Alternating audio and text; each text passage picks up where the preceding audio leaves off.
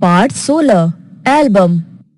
पंडित शादीराम ने ठंडी आह भरी और सोचने लगी, क्या यह ऋण कभी सिर से न उतरेगा। वे गरीब थे परंतु दिल से बुरे न थे। वे चाहते थे कि जिस तरह भी हो अपने यजमान लाला सदान दत्त को रुपया अदा कर दे। उनके लिए एक एक पैसा मोहर के बराबर था। अपना पेट काट कर बचाते थे, मगर जब जरा से पैसे जमा हो जाते तो कोई न कोई ऐसा खर्चा निकल आता था जिससे सारा रुपया उड़ जाता। शादीराम के हृदय पर बर्छिया चल रहा था, मगर वे कुछ कर न सकते थे। इसी तरह कई साल बीत गए। शादीराम पैसा पैसा बचाकर 80 रुपए जोड़ पाए। उन्हें लाला सदानंद के 500 रुपए देने थे। उनका लड़का लगातार 4 महीने बीमार रहा। पैसा पैसा करके बचाते हुए रुपए दवा में उड़ गए। पंडित शादीराम ने सिर पीट लिया। अब चारों ओर फिर अंधकार था। उसमें प्रकाश की हल्की सी किरण भी दिखाई न देती थी। लाला सदानंद अपने पुरोहित की विवशता को जानते थे। उन्हें इस रकम की जरा भी परवाह न थी। वे इस बात से इतना डरते थे मानो रुपए उन्हीं को देने हो। मगर शादीराम के दिल में शांति न थी। वे सोचा करते थे कि यह कैसे भले मानस हैं जो अपनी रकम के बारे में मुझसे बात तक नहीं करते। लाला सदानंद भी बलमंशी के सामने उनकी आंख नहीं उठती थी। एक दिन लाला सदानंद किसी काम से पंडित शादीराम के घर गए। उनकी अलमारी में कई 100 बगला, हिंदी और अंग्रेजी की मसीक पत्रिकाएं देखकर बोले, यह क्या है पंडित जी? पंडित शादीराम ने उत्तर दिया, पुरानी पुस्तकाएं हैं। बड़े भाई को पढ़ने का शौक था, वही ये पुस्तकाएं मंगवाते थे। वे जब जीवित थे तो किसी को हाथ न लगाने देते थे। अब इन्हें कीड़े खा रहे हैं, कोई पूछता भी नहीं। रद्दी में क्यों नहीं बेच देती? इनमें चित्र हैं। जब कभी बच्चे रोने लगते हैं तो एक आधा निकाल कर दे देता हूँ। बच्चों का दिल बहल जाता है। लाला सदानंद ने आगे बढ़कर कहा, दो जरा देखे कैसे चित्र हैं। पंडित शादीराम ने कई सुंदर और रंगीन चित्र दिखाए। लाला सदानंद कुछ देर तक उलट पुलट कर देखते रहे। सहसा बोले, ये चित्र के बढ़िया नमूने हैं। अगर किसी शौकीन को पसंद आ जाए तो 1000-2000 रुपए तो आसानी से कमा सकते हैं। पंडित सदानंद जी ने एक ठंडी सांस भरते कहा, ऐसे भाग्य होते तो ये धक्के न खाता फिरता।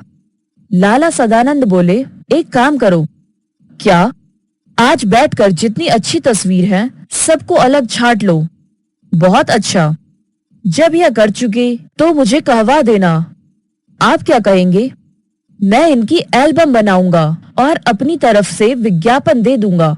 हो सकता है यह विज्ञापन किसी शौकीन के हाथ पड़ जाए और आप 2-4 पैसे कमा ले। तस्वीरें बहुत बढ़िया हैं। पंडित शादीराम को यह आशा न थी कि कोयले की खान में हीरा मिल जाएगा। घोर निराशा ने सभी द्वार बंद कर दिए थे। लाला सदानंद के कहने से पंडित जी दिन भर बैठकर तस्वीरें छांटते रहे। शाम तक 200 बढ़िया चित्र जमा हो गए। उस समय वे उन्हें देखकर स्वयं उछल पड़े। उनके मुख पर आनंद की आभा नाचने लगी। वे उन चित्रों की ओर इस तरह देखते थे मानो उनमें से हर एक में 10-10 के नोट हो। बच्चों को उधर देखने तक नहीं देते थे। वे सफलता के विचार से ही झूमने लगते थे। लाला सदानंद ने चित्रों को एल्बम में लगवाया और समाचार पत्रों में विज्ञापन दे दिया। अब पंडित सदानंद जी हर समय डाकिये की प्रतीक्षा करते रहे थे। वे रोज सोचते थे कि आज कोई चिट्ठी आएगी। दिन बीत जाता और कोई चिट्ठी न आती। रात को आशा सड़क की धूल की तरह बैठ जाती थी। मगर दूसरे दिन लाला सदानंद की बातों से टूटी हुई आशा फिर जुड़ जाती थी। दिन बीतते गए। आखिर एक दिन शादीराम के भाग्य जागे। कोलकाता के एक मारवाड़ी सेठ ने पत्र लिखा कि एल्बम भेज दो, अगर पसंद आ गई तो खरीद ली जाएगी। पंडित शादीराम दौड़ते हुए लाला सदानंद के पास पहुंचे और उन्हें पत्र दिखाया। लाला सदानंद ने पत्र को अच्छी तरह देखा और जवाब दिया, रजिस्ट्री कराकर एल्बम भेज दो। शौकीन आदमी मालूम होता है, खरीद लेगा। और मूल्य लिख दो, 1000 रुपए से कम पर सौदा नहीं होगा। कुछ दिन बाद उन्हें जवाब में एक बीमा मिला। पंडित शादीराम के हाथ पैर से ज्यादा उनका दिल कांप रहा था। उन्होंने लिफाफे को खोला और उछल पड़े। उसमें 100-100 के 10 नोट थे। पहले उनके भाग्य ने करवट बदली थी, अब वह पूर्ण रूप से उठकर बैठ गया। पंडित शादीराम सोचने लगे, अगर 2000 रुपए लिख देता तो शायद उतने ही मिल जाते। इस सोच ने उसकी सारी खुशी किरकिरी कर दी।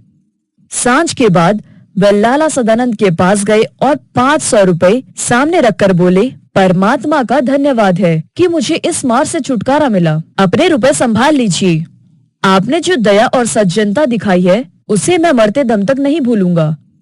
लाला सदानंद ने हैरान सा होकर पूछा, पंडित जी, क्या सेठ ने एल्बम खरीद ली? जी हाँ, खरीद ली। और रुपए भी आ गए? जी हाँ। 1000? जी हाँ। नहीं तो मुझ गरीब ब्राह्मण के पास क्या था जो आपका ऋण चुका देता। परमात्मा ने मेरी सुन ली। मेरे विचार है कि आप ये रुपए अपने पास ही रखें। मैं आपका यजमान हूँ। मेरा धर्म है कि आपकी सेवा करूं। अगर मैंने 4 पैसे दे दिए तो कौन सा गजब हो गया। पंडित जी की आंखों में आंसू आ गए। वे बोला, आप जैसे सज्जन संसार में बहुत थोड़े हैं। परमात्मा आपको चिरंजीवी रखे। मगर अब तो मैं 1 रुपए न लूंगा। इतने वर्ष आपने मांगे तक नहीं, मुझे आज हल्का होने दिया। लाला सदानंद जी ने चुपचाप रुपए रख लिए। मनुष्य रुपए देखकर भी ऐसा प्रसन्न हो सकता है, इसका अनुभव उन्हें पहली बार हुआ। 6 महीने बाद लाला सदानंद बीमार थे। पंडित सदानंद उनके लिए दिन रात माला फेरा करते थे। एक दिन लाला सदानंद चारपाई पर लेटे थे। पास पड़ी चौकी पर पंडित शादीराम बैठे रोगी को भगवत गीता सुना रहे थे।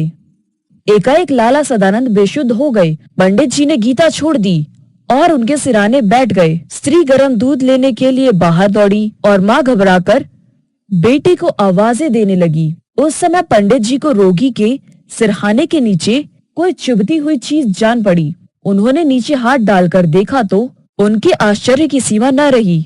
वह सख्त चीज एक एल्बम थी जिसे किसी सेठ ने नहीं बल्कि स्वयं लाला सदानंद ने खरीद लिया था। पंडित शादीराम इस विचार से बहुत प्रसन्न थे कि उन्होंने सदानंद का ऋण उतार दिया है, मगर यह जानकर उनके हृदय को चोट सी लगी कि ऋण उतारा नहीं बल्कि पहले से दुगना हो गया है। उन्होंने एक ठंडी सांस भरी। कुछ देर बाद लाला सदानंद को होश आया। उन्होंने पंडित जी से एल्बम छीन लिया। धीरे से कहा, यह एल्बम अब मैंने सेठ साहब से मंगवा लिया है। पंडित जी जानते थे कि यजमान झूठ बोल रहे हैं। वे किसी भी तरह यह ना कह सके कि आप झूठ बोल रहे हैं, परंतु अब वे उन्हें पहले से भी अधिक सज्जन, अधिक उपकारी और ऊंचा समझने लगे। बहुविकल्प